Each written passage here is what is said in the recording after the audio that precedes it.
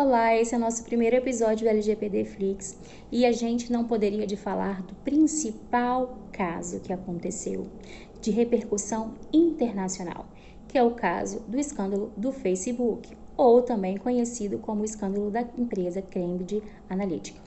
O que aconteceu nesse caso? A empresa Cambridge Analytica é uma empresa que faz aí publicidade e propaganda de grandes empresas e grandes multinacionais. E por volta do ano de 2014, ela firmou um contrato com um terceiro, a relação entre ela e Facebook, que era um aplicativo, para que ele pudesse fazer ali, então, dentro dos Estados Unidos, alguns testes psicológicos. Quando você entrava nesse aplicativo para fazer um teste psicológico, você deixava os seus dados principais, seu nome, seu endereço, os dados dos seus amigos ali, da sua rede de amigos do Facebook e alguns outros dados pessoais seus do dia a dia. Entre eles tinham os seus gostos, aquilo que você gostava de fazer e também qual eram as suas rotinas. O que aconteceu? Essa empresa captou esses dados e ela então vendeu esses dados para a empresa Cambridge Analytica. Essa empresa, essa segunda empresa então, a Cambridge Analytica, ela conseguiu ter aí um rol de informações onde elas sabiam exatamente, de acordo com cada estado dentro dos Estados Unidos, quais eram os principais gostos, quais eram as propensões políticas dessas pessoas e qual era o dia a dia dela. Com isso, ela foi contratada pelo comitê, na época, desde 2014, apesar das eleições de 2010 terem acontecido somente em 2016 nos Estados Unidos, ela tinha sido contratada para então fazer a publicidade da campanha do então ex-presidente Donald Trump. Quando ela foi contratada para fazer isso e de posse desses dados, ela teve a percepção de quais eram os estados em que ele tinha maior propensão de ganhar ou de não ganhar as eleições. E aí, diante dessas informações, eles puderam então trazer dois tipos de fake news que também foram espalhadas via Facebook. O primeiro tipo de fake news era trazer ali informações do público votante no Donald Trump, dizendo ali quais eram as propostas políticas dele, quais eram as aspersões dele enquanto empresário, o que ele já tinha feito na sua vida, e aquelas pessoas que também eram tendenciosas a votar na Hillary, eles começaram a passar um segundo tipo de fake news, que era o quê?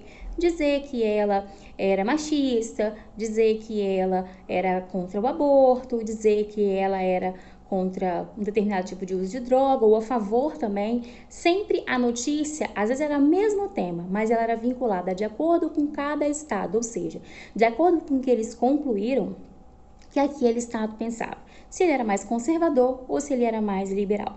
E tudo isso por quê? Porque lá atrás ela conseguiu comprar os dados de um simples questionário que as pessoas preencheram aí dentro do Facebook quando faziam esse teste psicológico. Bom, o que aconteceu? Em um determinado momento, um funcionário dessa empresa, ele fez uma denúncia e foi até então o jornal New York Times, que trouxe aí, junto com outros jornais, não vou colocar todos aqui, mas o principal foi esse. Ele trouxe aí então essa denúncia, essa informação de que então, desde 2014, Donald Trump vinha aí trazendo fake news, espalhando fake news. Resultado, em 2018 ele foi eleito. E mesmo assim, essa empresa veio a público, quando houve esse escândalo do funcionário dizer, negando todas as informações, mesmo que existia aí uma possibilidade de lastros. O Facebook, por sua vez, dizia que, na verdade, ele sobrevive de dados. Não sei se todos vocês sabem, mas quando a gente não paga pelo produto, nós somos o produto. E nós somos o produto da plataforma Facebook. O Facebook é uma empresa, como todos sabem, que ele vive de quê? Das suas propagandas, do seu marketing, automaticamente da coleta dos dados dos seus clientes. Antes, quando não existiam algumas legislações, ele trabalhava esses dados de uma outra maneira. Agora, vocês têm visto recentemente, inclusive têm recebido aí algumas políticas de que mudou a maneira como ele lidar com o dado do seu usuário, seja aqui no Brasil ou fora do Brasil. Infelizmente, ainda dentro dos Estados Unidos, eles não têm uma política muito coercitiva, como nós temos aqui a LGPD e como existe a GRPD na Europa.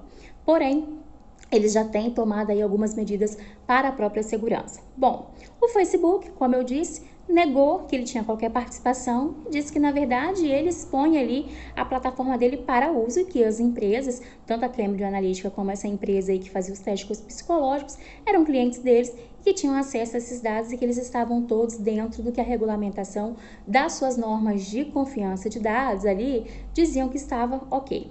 Porém, na verdade, não foi isso que aconteceu.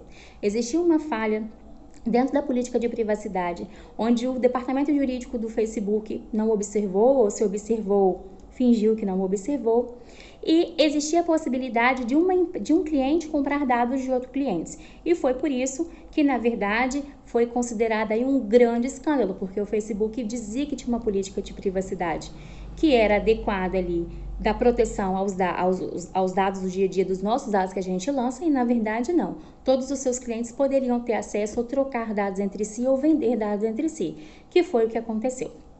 Resultado disso. Na época, quando começou o escândalo, dizia-se que 50 milhões de usuários eles tinham tido aí seus dados vazados.